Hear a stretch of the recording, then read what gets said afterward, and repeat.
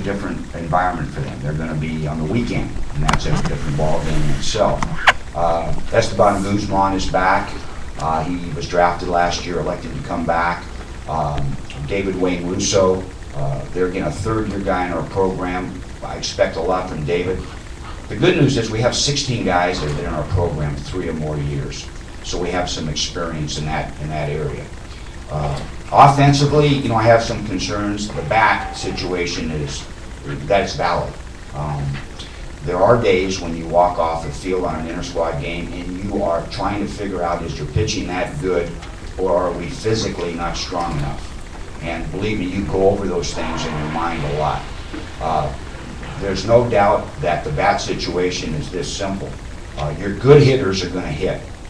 The guys that are capable of getting the 3-inch radius on the ball are going to be successful. The ones that's still a little bit long, they get exposed a little bit. And no matter how much time you spend, it is a hard transition. But that style of baseball that we're playing now, I love that style of baseball. I love bunting and executing bunt coverages and doing all those little things that, to me, makes baseball fun. And so I enjoy that, the low-scoring games where you have to fight for runs. And that'll be our style of play. The most dynamic player that I have is here today, Zach Jones. And there are some really good players that were brought today that are here. I mean, outstanding players.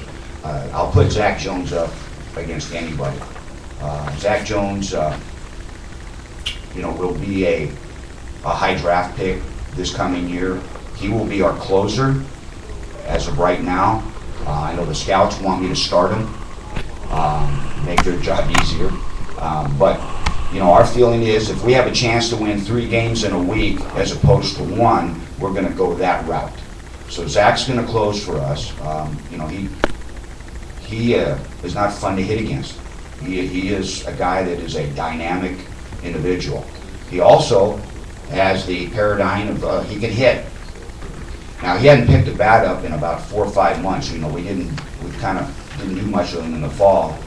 First inter-squad, picked up a bat and literally almost knocked over the pitcher and the umpire who was calling balls and strikes behind him in the inter-squad game.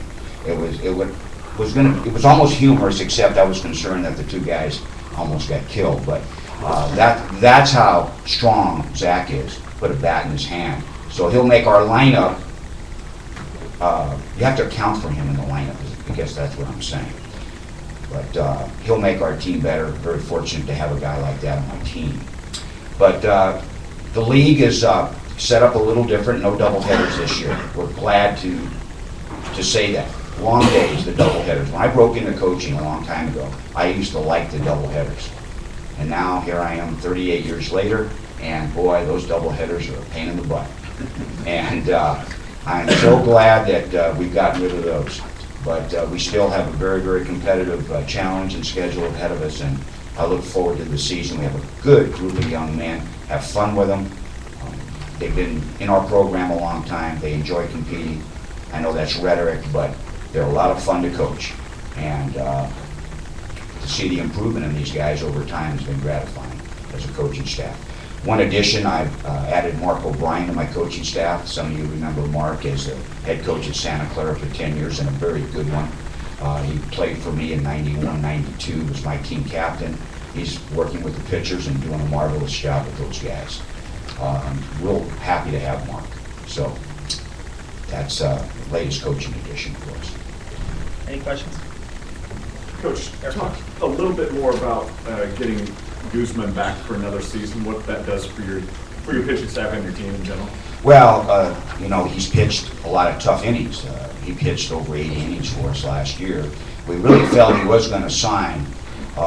You know, he told me that. He was very honest with me, but at the end of the day, he came back. We didn't do much with him in the fall. He pitched a lot in the summer. He went out to his summer league team and pitched another 45 innings. So he had 130 innings pitched. So we didn't pitch him in the fall.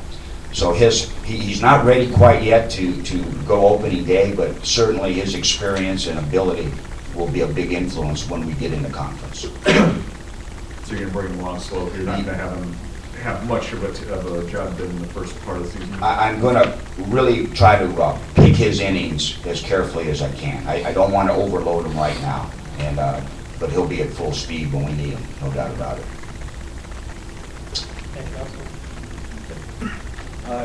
Coach, last year the team won 35 games, a lot of road trips to Seattle, Hawaii, Mexico, Los Angeles. This year the team really only has one long road trip to Louisiana Tech, and then maybe a 4-hour drive to Reno, and everything else is in Northern California, really. Can you maybe talk about how that may, just to the advantage of that? Well, let's put it this way. The travel that the Western Athletic Conference has, these are student athletes. These are not professional players. It's not unusual for our players to be taking exams on the road. They'll proctor exams in Louisiana, New Mexico, all over the place. The travel is real long. I don't know how many of you have gone to Louisiana before. Louisiana Tech. Well, you're lucky. Not that it's a bad city. It's just it's hard to get there, and it's hard to get out of. And we last year we had a lot of those. This year we're home friendly, so I'm real happy. I'm happy for the players because they don't have to be on the road as much. I'm happy for me. I don't like traveling as much, to be frank with you. I don't like babysitting every other weekend, the travel gets on you a little bit. I'd rather travel by bus than air, to be frank with you. So a lot more friendly as far as the travel this year. Where is Zach going to play in the field? I don't think I'm going to play him in the field. That's a great question, Glenn, because I'm asked that by the scouts all the time. In essence, he could be our starting shortstop.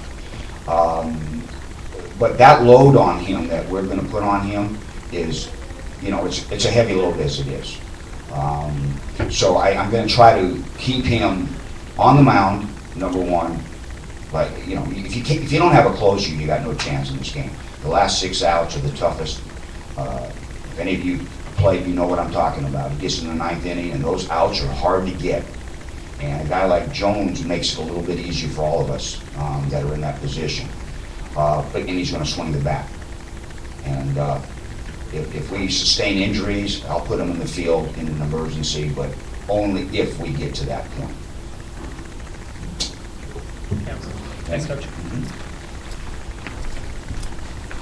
Well, I'd like to thank the 6 programs who came this morning to talk a little college baseball. Of course, opening day is February 17th. The coaches and players who they did bring are available to talk one-on-ones for Stanford. Both Mark Appel and Stephen Scotti will be here shortly as they are finishing up classes. I'd like to thank all the media that are out today and remind you that on GoStanford.com, all the interviews, both this webcast and also individual interviews with the teams and their players will be available later in the week. So thank you very much. Thank you.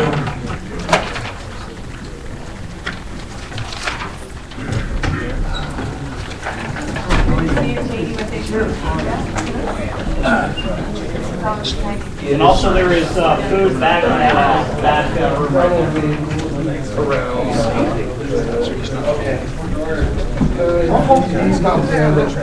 Yeah, we're good. Thank you. Thank you.